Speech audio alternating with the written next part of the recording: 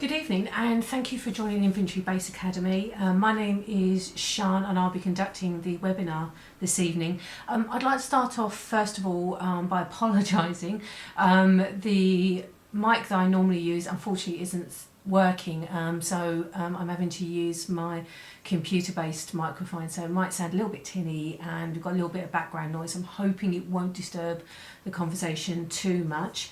Tonight's webinar is titled Not All Inventories Are Created Equal, and the reason for this webinar is about highlighting why inventories aren't all equal, we all do them differently, but how they could potentially be done better and more standardised to help both yourself as the clerk and also the tenant, the landlord and the agent.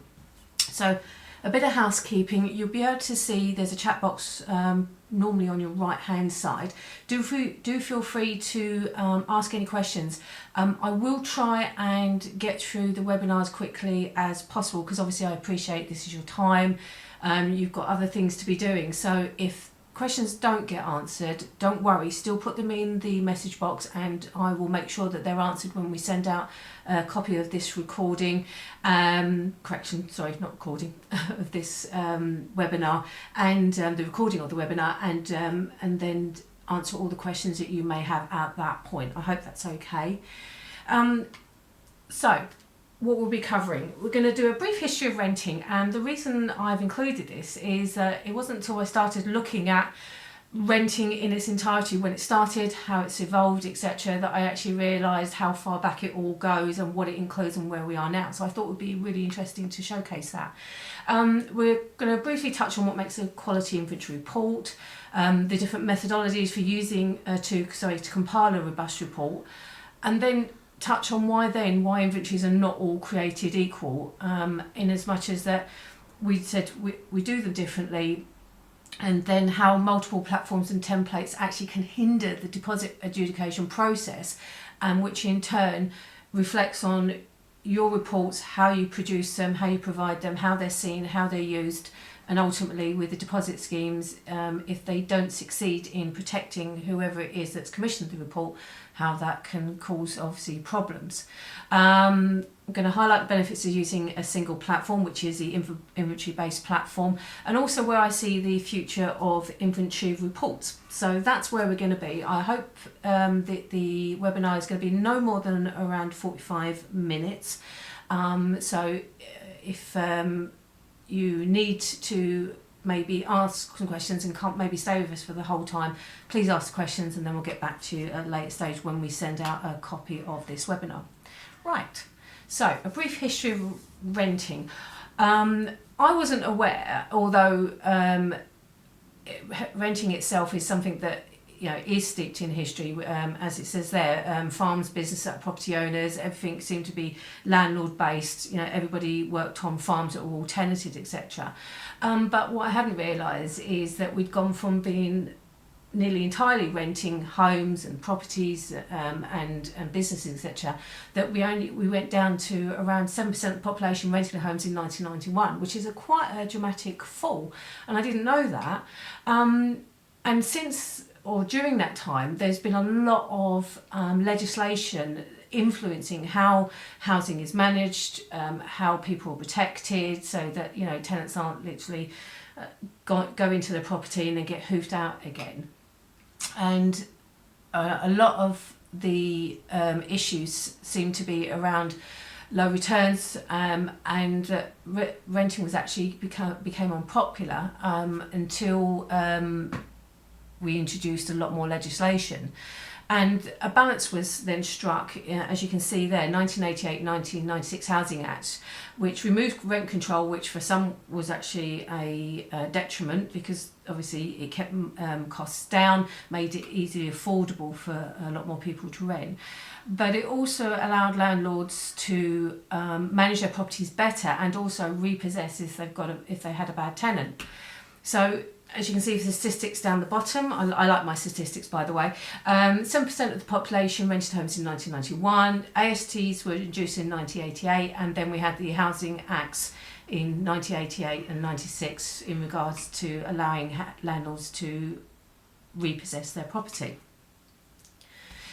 So come forward to today, where are we at now? As you can see from the slide there, 21% of households are now privately rented. So that's 250,000 of families with children actually renting, and that is set to increase, as you can see, to 5.79 million, or 24%, if you want to go percentage ways, over the next 5 years. And certainly for myself, who runs my own inventory business, I'm seeing, our numbers continuously creep up. I wouldn't say massive leaps, but certainly they're increasing all the time rather than going down. And that there is an expectation that soon, or within those 5 years, that 3/4 of UK renters will be living in homes owned by private landlords. So for me, that signals a huge opportunity. That signals the call to action to myself to say that there's a potential there for us to do so much more in the rental sector as inventory and report providers. So reports for me aren't just centred around inventory reports. You've got your inventories, you've got your check-ins, your interims, your check-outs. But I also look further and certainly provide things like risk assessments, like Legionella risk assessments. We're also doing EPCs. You've got the influx of Airbnb properties now, which are starting to, although be it slowly, include reports on their properties. Not as detailed as inventories, because I think that would be quite difficult considering what they're actually providing as a business in regards to multiple occupancies over a quick succession of time. But certainly we're seeing that people are asking for them. You've also got things like facilities management. Hotels, again, are asking for more reports, more ability to showcase both what the hotel is offering, but also how they are actually managing their hotel stock. A lot of them are going into the Airbnb style renting side of things, because they're noticing that more people will actually want to rent on maybe a bit of a longer term basis, and then maybe 1 or 2 days in a hotel, which can be easily managed using an Airbnb style system. And also, one thing that we're about to go into personally is home survey reports. These reports are normally done by Royal Institute of Chartered Surveyors, but there's now an ability to actually become an associate RICS and complete home survey reports. And it's something that we're looking to build into the InventoryBase system at some point to be able to enable that and be able to conduct reports using the InventoryBase system. So what I'm trying to showcase here is it's not just about inventories. We can expand so much further into other areas, but all property related and easy to be able to be done on, say, an app or using your inventory experience. So what makes a good inventory report? For me, it's got to be clear. You've got to be able to understand what that report is telling you. And for me, and one thing I always say to both my clerks, to my clients, to the tenants, to landlords, to agents is that anybody, including and more importantly the adjudicators, should be able to pick up that report, be able to understand that report, and be able to get that report in regards to, they read something, they go, yeah, I understand that, I get it, that makes sense. So that is one of the aspects of a good inventory report. The next one is being concise. If you spend all your day writing chapter and verse, War and Peace kind of style reports, you're never going to make it profitable. You're never actually going to make it easy for the reader, and they will switch off probably after the first page, which kind of like then says, well, why did you bother? Because you've got all this information, all this evidence, but no one's actually reading it, no one's any paying any attention to it. But you can include all that information, but you can then make it very concise. So, argument's sake, if you're talking about maybe an issue on a door, state where it is, what it is, to what extent it exists, and then provide the photographic evidence, or if you use video, the video evidence. But it's always got to be backed up by the written evidence. But by keeping it concise, by not saying too much, but making it very clear, so it goes back to the first bullet point, then your report is going to be a good report. It also needs to be comprehensive. So just saying good, bad, okay, clean, not clean, doesn't really give the reader anything, it doesn't give the adjudicator anything to work on. So you still need to give the detail, but then again that links back into being concise. You need to say the detail, but be concise about it. Explain it, be very almost like bullet points. Say what it is, where it is, what extent it exists, and then provide the evidence. And then if you follow those 3 bullet points, those 3 steps, then you should always have a good report that anybody can rely on. And that's something that certainly from our point of view we focus on. We don't focus on a tenant, we don't focus on a landlord, we don't focus on the letting agent, we focus on the adjudicator. So if our report hits all their markers and what they need out of our report, then everybody else is then covered. Hopefully that makes good sense to you, but if not sure, then we can cover it at another time or ask you a question and I can get back to you. So as we know, most of us are already working in this industry, and if you're not in the industry, then there are certain methods you can use to compile a robust report. You can do it handwritten, which is where most people started out years and years ago. The trouble with handwritten is it can be quite labour intensive, takes a while, kills your hand, really gives you a bit of an ache, and you've still got the issue then of what you're going to do with all the photographs, where you're going to put them, how you're going to showcase them, and it takes a lot of time. So for me, handwritten really now is outdated. We need to move forward. So by moving forward, we've got to app-based reports like InventoryBase, and as we all know, there's several other, or not several, there's more than several other options out there. But for my point of view, InventoryBase app is really, really good. It allows me to capture everything I want at the property with the photographs. Everything is put into a template, which is easy to understand. Everything is standardised. So for me, going or using an app makes a huge amount of sense. Now, some of you might use video, and I've actually used video before. I actually started out using video and a written report. So effectively you're dictating on the video whilst you're showcasing the property, and then a typist or yourself would then write up a report to complement that video. I do think they're actually very good. They're quite useful because you're capturing a lot of information, you're giving a lot of context to the person who's actually looking at it. My problem with video is that when you get to checkout, you've then got to video everything again. You've also got the problem that unless you can easily segment every area and highlight every issue, it's very difficult for the adjudicator to actually pinpoint exactly what it is they need to be looking at. So if you do get to an adjudication, and I've only known personally of one of ours that went to adjudication, which we won, by the way, I just want to put that in there, is the fact that we had to go back and spend a lot of time either producing little segments of when the adjudicator wanted to focus on that particular aspect of the video, along with the written report, which would then had to be referenced. So I think in the end, it took us about 3 times the amount of time it actually took to complete the video in the first place to provide the evidence to the adjudicator. Now, as we know, we don't get paid for that. We get paid per report and that's it. What happens then afterwards, anything else, you effectively have to come out of your time. That costs money, it costs your time and effort, etc. So for me, it just didn't work out, but I know for other people it does, and certainly the InventoryBase app supports video. So I think a lot of it is down to your own particular choice and style of how you want to produce and provide your reports, but do factor in what happens if that report's got to go to adjudication, if it needs to be looked at, if it needs to be looked at in segments, and how you're going to provide that and what that costs you as a business. Because if you're a small business, you can't always absorb that cost. And even if you're a big business, if you're having to do this continuously, that is a negative cost on your bottom line. So just factor that in. Some people I've seen, or some reports that we've seen, have or use photographs in a summary. So one of the reports I recently saw was literally banks of photographs, loads of, and then a small summary under each bank of photographs, which is kind of like fine because you're getting the visuals. But the problem I found with those is the fact is it then didn't give me specifics. I couldn't home in on maybe a specific issue because it was too generalised.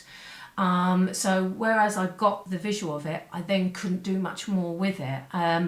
I've not seen many, but the ones I've seen, I personally don't think have been very useful. And certainly when it comes to doing a checkout against one of these types of reports, it's very difficult. We've done it once, and what happened, or what ended up happening, is the tenant got very upset and irate because they felt a lot of the things that we were picking up in how we do them was completely different to the original inventory, and they felt then that they were being penalised because that report wasn't as detailed as ours. But obviously as a provider, we can only go on the information that we've got. We can assume to a certain degree as to what might be pre-existing, but then that takes you into a really difficult realm of subjective evidence, and then that allows a lot of wiggle room for both, to be honest with you, the tenant and also the landlord, because not all landlords are good in that way. They will try to exploit tenant deposits, etc. So to me it was too basic and didn't give enough protection to the tenant, to the landlord and to the agent, and it was very difficult obviously with the adjudicator as well. So for me, app-based reporting is the way to go, and certainly I've gone through quite a few different app-based reporting tools to InventoryBase, where I have been for the last couple of years, and what I find with InventoryBase is that they do evolve, and they are evolving with how the actual lettings process and the lettings way of working and all the changes that come out. They're working with that to make the app and the output of that app, i.e. your report, the best it possibly can be. So certainly from my point of view, app-based is the way to go, but there are choices out there. So it's about you looking at what do you need, what you're going to provide, to what level, and how you're going to make sure that that is continuous all the way through. So I'm just going to take a quick drink. So I did a quick Google search the other day, you see 10th of October, and according to Google there's 28,900 UK based inventory companies currently listed. Now I take that with a large pinch of salt, because not everybody is listed as an inventory company per se. I mean, certainly my company doesn't actually say inventories on the header, and whereas a lot of companies do. The reason I chose to do that was so that we could then expand out into different areas. So we weren't held to just inventories, i.e. we do EPCs, we're about to do home survey reports, we do risk assessments, etc. So as soon as you use the word inventory, from my point of view, it kind of like pigeonholes you, keeps you a bit cornered, as it were. So that 28,900, I would say, isn't exactly accurate, but it's the best way of looking at it, because if you go onto the internet, etc., you can't actually find a definitive list. There isn't anything there. So that gives you a bit of an understanding. But if you were to take that 28,900 as a given, that means that there are 28,900 different companies potentially completing all of their inventories differently. Hence the title of the webinar, Not All Inventories Are Created Equal, because they can't be, because we are using different methodologies, different apps, different ways of producing that report to different standards. And this is one of the key issues, certainly from myself and certainly from the people that I speak to. You end up with multiple platforms, you've got varying styles and also levels of detail. And the problem with that is that a lot of the time there's no reporting process, so you can literally go from one report style to another and there's no actual process there. No one's actually following a specific process. Yes, we know that an inventory comes first normally, then you have the check-in, you have the interim, and then you have the check-out. But that's not always the case, and the problem we've got at the moment, I think, in this industry, is that we don't have a proper reporting process. There's also a lack of consistent reporting. So one person, even in the same company, can often do a report completely different to the person that maybe either started the report or was working alongside them. So if you look across the board at different companies and then look further down into different clerks, often, and certainly my experience has shown me, that people are doing it very differently. Clerks aren't consistent, so with a lack of consistent reporting, that again makes it harder for both the report reader, the adjudicator, the tenant, etc., to all understand exactly what's going on here. And I'm also finding there's a lot of confusing terminology. Some companies will use abbreviations, some companies will have the very basic detail, but they'll say things that don't necessarily make any sense to me. And one of it is also about the fact is that I've found some companies will use very large words, they will use very specific descriptions, but if you look at it from a tenant's point of view and they're picking that report up, if they can't understand it, then how can they apply it to the property? How can they be protected? Similarly with a landlord, how can they understand what it is that you're trying to get across to them if you're not clear? Which goes back to the other slide about being clear and concise. So there's sometimes the terminology is very confusing, and I know certainly from the adjudication point of view, they don't want a long glossary of different abbreviations of what it is you're trying to tell them. RHS, right hand side, you would have to have a complete list of every single abbreviation or terminology that you mean, and then the person who's reading the report's then got to go back to that list, back to that key, to understand what it is you're trying to say. So there's a lot of confusion within reports and the styles that they manage. And of course then this creates varying standards. Certainly in the time that I've been completing reports, which is around about 5 years now, I've seen so many different reports. I know for a fact I can go into my local area to about 4 or 5 different companies and find the standards all over the place, completely different. Some of them are very detailed, really good, some of them are not detailed and I find lacking. So that's a real problem, I think, because then the people commissioning reports, the letting agents, the tenants, the landlords, don't have a consistent way of applying that report to their properties. They don't necessarily understand what it all means, and that potentially causes then problems. And one of those problems is inconsistent adjudication results. So with multiple platforms, you've got standards and templates that can actually hinder the deposit adjudication process. And I think a lot of companies and a lot of clerks don't necessarily understand that it's not just about completing that report on that day and going home, typing it up and giving it over. It's everything else that goes on beyond that. Who gets it, how they view it, what comments they make, and then what issues then it potentially could either address or even cause. And then the ultimate or the end line is that adjudication process, that point where someone's saying that there's a problem, either how the property was handed back or how things were described and they weren't accurate enough, etc., etc. It creates wiggle room, and then the adjudicator has then got to try and figure it out, and that's where you've got a problem. So what I've done here is I'll give you some case studies to kind of hopefully showcase what I'm trying to get to. So here you've got the example is a basic inventory. You've got a claim for professional cleaning. The tenant says the original report did state the property was not clean, but it failed to state to what degree, i.e. there was no schedule of condition, there was use of acronyms, it was inconsistently applied all the way through, and what the adjudicator highlighted was there was a distinct lack of process, and that there was no standard to demonstrate cleaning issues, both at the inventory and checkout. So again, you're going back to there's no standardisation, it's not clear, it's not concise, people don't understand, which is what I'm trying to allude to. So that result there, as you can see, the landlord wanted £450, they got 50. So that report didn't help the landlord at all. And then you've got the problem as a report provider. The landlord quite rightly would come back to you going, this didn't help me, this didn't protect me, why? And you've then got to explain that. Another case study, you've got a lack of an adequate inventory procedure.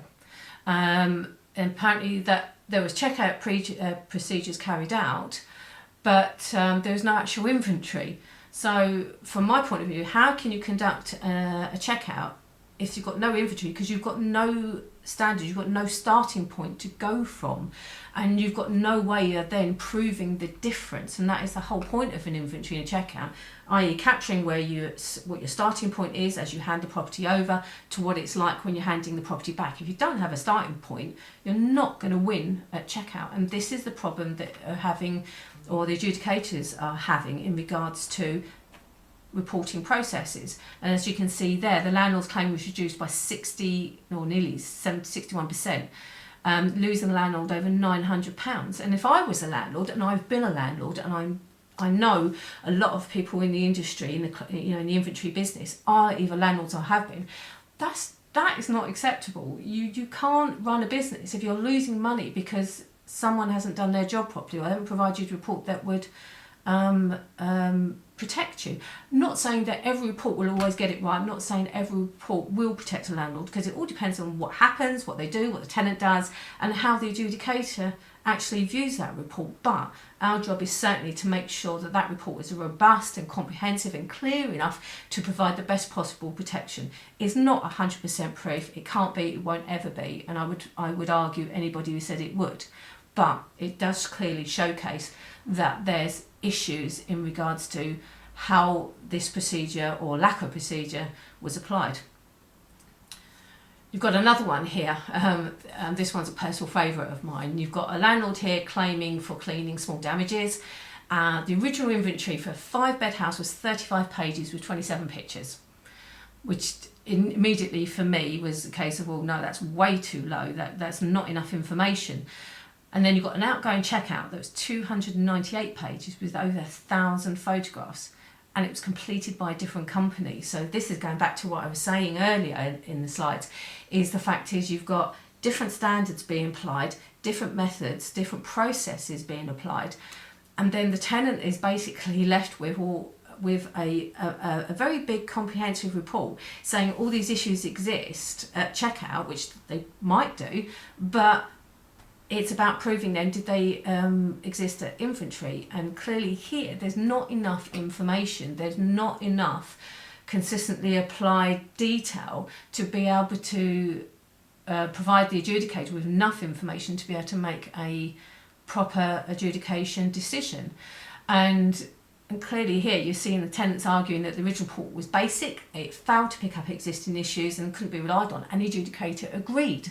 So therefore, whether that tenant actually managed to cause X amount of damage or issues, etc., but because the original report was so lacking in detail, that the process applied was so, to be honest with you, poor, because I've seen it and it really wasn't good, the actual process is flawed. And as the adjudicator pointed out, there's a lack of detail and lack of photographic evidence, so the claim was rejected. So again, that report, that original inventory report, because it didn't have a proper process, it didn't have enough information and enough evidence, that failed. And this kind of leads on nicely to lack of photographic evidence. You've got here deduction for scuff marks in the hallway. You've got a check-in report that makes no reference to scuffs, although the tenant actually says that the scuffs were present at check-in and signed to that effect. And then you've got a landlord saying that, well, they must have happened during the move-in, but the evidence presented didn't include photographs. So if you don't showcase those scuffs, those marks, those issues, then how can the adjudicator then properly adjudicate on that claim made by the landlord, because there's not enough evidence there? You don't necessarily have to do every single scuff a mark. From my point of view, what you want to be doing is obviously detailing, describing, where these scuff marks are. Are they, to the back wall, to the lower wall as you enter, above head height, below waist height, below shin height, and then showcase them, photograph them, so that an adjudicator can look at that photograph and go, right, that's what you mean, that's what I understand you're trying to show me, and you're trying to give the evidence over with. So if you do that, then there's a lot more for the adjudicator to work on, there's a lot more for the landlord to base their argument on and potentially win their claim, if of course it's legitimate and it's warranted. But that's obviously something for the adjudicators to conclude. From our point of view as inventory providers, our job is to provide that information, is to showcase, evidence it, give over objective evidence, so that that claim can be effectively equally adjudicated on and be done fairly. And as you can see there, the result there was the landlord actually lost that claim because they did not have that information. You've got one here, replacing carpet due to damage. You've got a claim for cost of replacing a carpet. Even though the check-in report was comprehensive, said the carpet was in good condition, but they didn't do a check-out report. So again, we've got the opposite of what the other case study is, where you've got a good inventory, but you've got no checkout. So if you've got no checkout, how can you evidence the difference and the changes? I mean, the result here was that tenant did admit liability for a burn, but there was no evidence to show where it was, how big it was, what did it look like, you know, how extensive. Could it be a small little burn in the far right corner no one ever noticed, or was it a great big gaping burn in the middle of the room that no one could actually miss? There's no evidence. And this is what I keep coming back to when I talk to other companies, to other clerks, about, you know, the level of information they're providing. You need to showcase that. You don't need to write chapter and verse, but what you do need is to show where that issue was or is, to what extent it exists, how big is it. You could measure it if you want to with a tape measure. You can showcase it by using an identifying item like a pen, ruler, your finger. For me, we use our fingers, all my clerks use their fingers, mainly because they're always attached. They generally tend to be the same kind of size, and you can get a really good understanding of how big the issue is. And certainly the adjudicator can, along with a comprehensive description of where it is and to what extent it exists. So again here, even though a sum was awarded, it should have been and could have been higher if the evidence had been there. So this all kind of leads to the whole purpose of the webinar, about saying, one, that not all inventories are created equal. We know that they're not. They vary depending on company, app use or non-app use, the methodology, who's completing them, how rigidly those standards are applied, and also how the processes are applied or not. So for me, the benefits of adopting agreed standards means you've got consistent reporting, and that means not just across your individual reports, but across your clerks' reports, in regards to if you've got like a number of clerks. We've got 11, so I know for a fact that our reports are consistently applied across all 11 clerks. So any of my clerks can pick up anybody else's report, both understand it and use it and work with it. So by having that consistent reporting, I'm not only helping the person who's commissioned that report, but I'm also helping the clerks to understand it and to be able to apply it and make sure that that has consistent reporting right across our work stream, right, you know, for every single report that we do. And because of that, we use consistent terminology. So we don't use acronyms. We don't use any words that maybe people wouldn't necessarily understand. If you pick up a report, you want to be able to look at every single line on that report and go, yeah, I get that, I understand that makes really sense. If you start using a lot of different or specific terminology or words that, you know, people maybe out of the industry wouldn't understand, then you're not helping that reader. So having consistent terminology, clear and concise information will help the report and the report reader. And that invariably will mean that you've got consistent standards, that everybody's, you know, working to that same standard, to that same level, that level of detail, that level of comprehensive information. So by doing that, it means then when it comes to adjudication processes, you know, people can understand what is being said. Also, it helps you when you're showcasing your reports to potential clients. You can show that it doesn't matter whether Mick, Joe, Smith, whoever turns up to do that report for that client, they know that that report will be consistently good, that the standards will be there, the terminology will be there, the reporting levels will be consistent right across the board, so they can trust that, and then by that, or by that extension, you will keep that client, you will keep that work coming in and gain more work. Certainly from my own personal point of view, we started off with just me, and because one of the things I wanted to do straight away was make sure that we provided a report that was consistent all the way through, that our standards were the highest that I would like to see, both as a tenant and also as a landlord, what I would want to receive for my money, that, you know, and that makes sure that that report covers me. And because of that, then our standards have been maintained all the way through. So every single clerk has been trained by me to the same standard, to the same level, to make sure that they provide their reports using the same terminology and that same consistent reporting style. And one thing that has definitely stood us in good stead is regards to coverage. It now means that we've got more clerks than obviously we started out with. We're covering a lot more areas. We know that our clients where we've got up in London to the clients we've got in Bournemouth, each of them get consistent coverage, so that every single clerk works the same standard. So it doesn't matter whether the report is in London or in Bournemouth, the standard is exactly the same. So the level of detail, the terminology, the reporting styles, everything is exactly the same.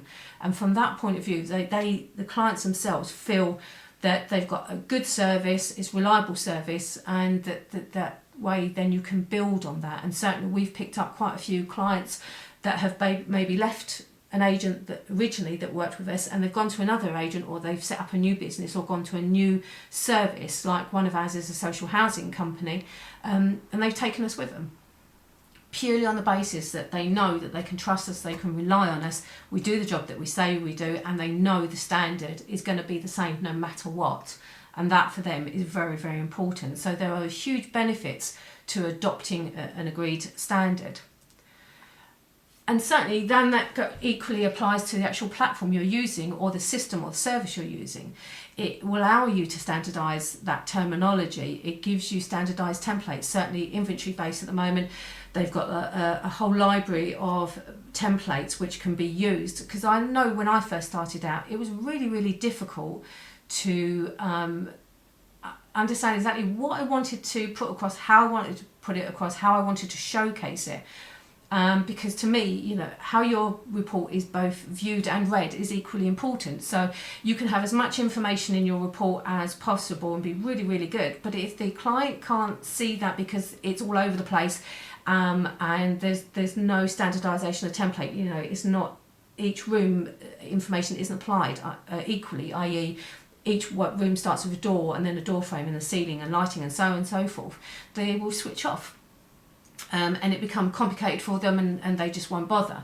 So having standardised templates in the system for you to use, to me, is very, very important, because it could provide consistently right across you know, your works, your clerks, or your work streams in regards to who's doing them, how they're applied and how each one is then completed, so that anybody else can then use them. The other benefits of using a single platform, i.e. InventoryBase, is about support and training. One thing I've learned very, very quickly is not a lot of support within the inventory world. We all tend to work in silos, protecting our own particular patches and areas that we work in, which is totally understandable. It really, really is. I totally get that. But the trouble then is, if you've got an issue, who do you go to? I know from my point of view, when I first started out, I really struggled with some real basic questions, some real basic understanding, and there was really no one to go to.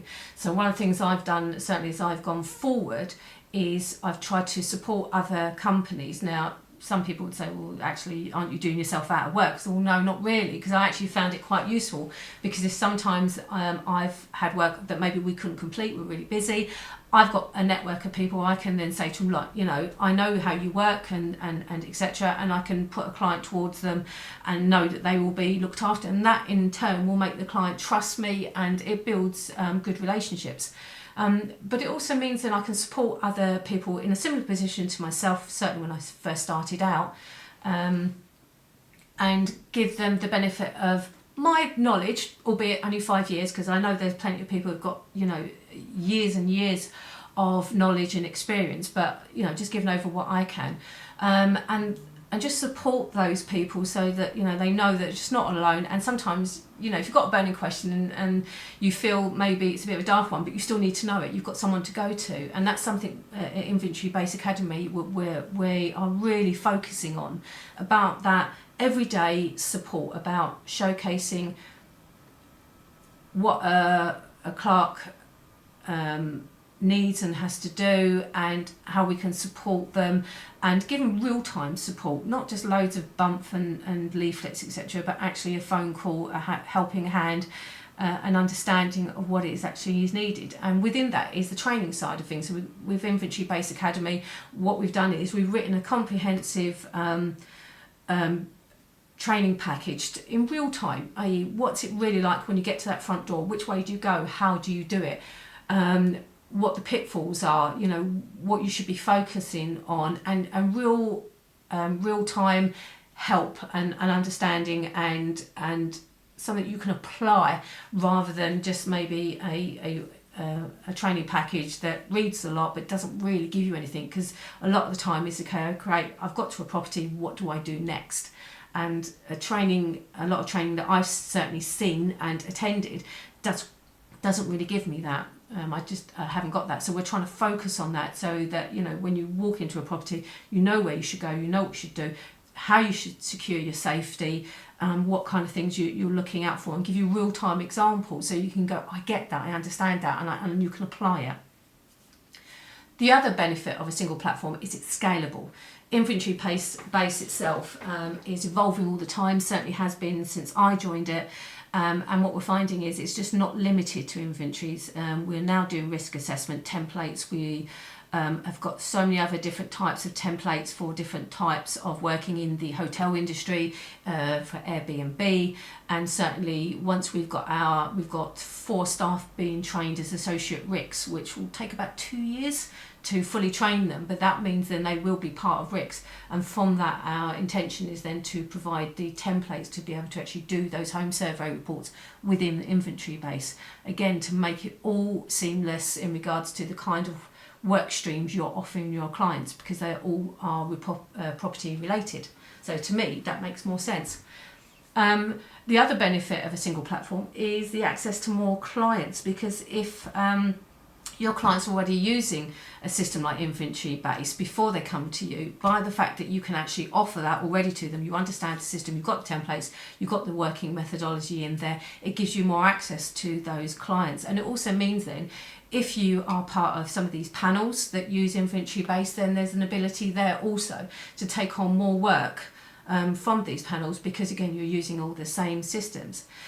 And the last bullet point I've got there is increase in fees. It's a bit of a bone of contention amongst several companies that I talk to, is that depending on where you're located will depend on the kind of fee you can receive or charge. Certainly in London, Oxford, you can charge a lot more than maybe we can do down here in Bournemouth and Dorset area. Now to me that makes no sense, because at the end of the day the reports are the same if I was to provide it up in London to what I provide down in Bournemouth, but the fee structure is different. So I think by potentially using a single platform, that allows that platform to grow. It means that more clients will gravitate towards a platform. You'll be able to provide more reports to those clients, and then maybe able to look at standardising or increasing your fees, because you can then prove you've got like a proven track record of what it is that you're providing, to what standard you're providing, and then increase those fees commensurate with that level of work that you're providing to those clients. It's something that I don't think is going to happen overnight, and certainly with the tenant fee ban, I don't know exactly how that's all going to look, but I personally think there's a huge opportunity there to actually increase fees, because then your reports are going to become much more focused in the adjudication process, whereas at the moment I find they're kind of, well, it's something we've got to do, and might help me. I think now, because deposits will be that much more difficult to access via the landlord, for issues, etc., that our reports are going to become more coveted, and with that I think we should be able to increase our fees commensurate with the work that we do. I think for some areas they're certainly too low, and I think there's a real opportunity here to charge more fees because we've got that good report, we've got that standardised terminology, we've got clear, concise reporting that's going to benefit the landlord and the tenant, because it's not just all about landlords, tenants do commission them as well, and that we'll be able to provide reports to the adjudicator that they can rely on, that the evidence will be there. So to me, there's a potential there to increase fees to a level where I think they should be, and certainly where they're not at the moment. So that's the benefits of using a single platform. So where do I see the future of inventory reports? For me, I think that inventory services will become regulated. You only have to look at what's happening with the tenant fee ban, with all the different legislation now coming into force, and it almost seems like this is happening daily for the letting industry, and I just don't think it's just going to stop at the letting agents. I mean, now they're going to have to be trained, etc. So they're going to be looking at how they can fortify the role that they do, how they can gain more money, etc. So I think there's certainly an element of regulation and certainly minimum standards applied and enforced. And I think there will be a code of practice, because we've got more and more insurance companies coming into the deposit side of things. And insurance companies, by their very nature, are risk averse. They won't pay out unless they absolutely have to. So every step of the journey from a tenant taking over that property to check out to adjudication, everything's going to have to be evidence. And so to me, the report, the inventory report, checkout, entry, etc., are going to be absolutely vital. So in order to be able to do that, you're going to have to enforce minimum standards. You're going to have some kind of code, some way of standardising the reporting process, reporting templates, to make sure that when it gets to that insurance scheme, they can rely on it, they can work with it, and it can be relied on, certainly from the evidence point of view, because I think we will certainly see more and more cases going beyond adjudication and going into the courts, because insurance companies, even though they're working with a lot of the 3 government schemes, at the end of the day, they won't want to pay out unless they have to. So if that means taking tenants to court, etc., then they will do that. And then if your report's got to go to court, it's got to be able to stand up, and it can't be on the balance of probability, because that standard only applies in regards to the adjudication process. It's going to be done on the evidence, and that's how a court of law sees it. So there's a whole potential area of change available to the letting agents, to the government, etc., to actually manage the whole adjudication and reporting process. So I do believe that we are going to become regulated, and that there are going to be minimum standards applied. So that's my view on it. Whether you agree or not, I'm not sure. I'm sure you'll be noting that in your comments, and I can see some already there already. But certainly I think there's a huge opportunity there for us to both change, to increase our services, to increase how much we're paid for those services, and also up our standing in the lettings process, because at the moment I don't think we're regarded not very well, because that sounds like we're not wanted. We are, but I think we're just part and parcel of their process, and I think there's an opportunity here to become more focused in their process, so that they want to ensure that they get the best possible report, which also then means then we provide the best possible report at the best price. So again, a lot of change there available. So this is again why we're saying not all inventories are created equal, because of the different standards, the different ways of the reports being compiled, by whom, with the level of detail applied. So I think there's a huge opportunity there for a lot of change, and InventoryBase Academy and InventoryBase, for us, that's important, and where we're focusing our efforts, and also the training and the support that we want to provide you, the clerk, the agent, the letting agent, and of course the tenant as well, as because we shouldn't never forget that at the end of the day, that deposit is the tenant's, and it's about protecting everybody. So if you do the report on the property, then you should protect everybody. Whereas if you do it just solely for the landlord or solely for the tenant, it's a bit more difficult, and it leaves you open for conversation and wriggle room by other parties. So that in a nutshell is our webinar. Thank you so much for taking the time out of your evening to listen to me. If you do want to know more, this is the InventoryBase team. That is our number. You can call and speak to Steve or James or Darren or Dan about the platform itself, what it's got to provide, how it can help you provide those reports, etc.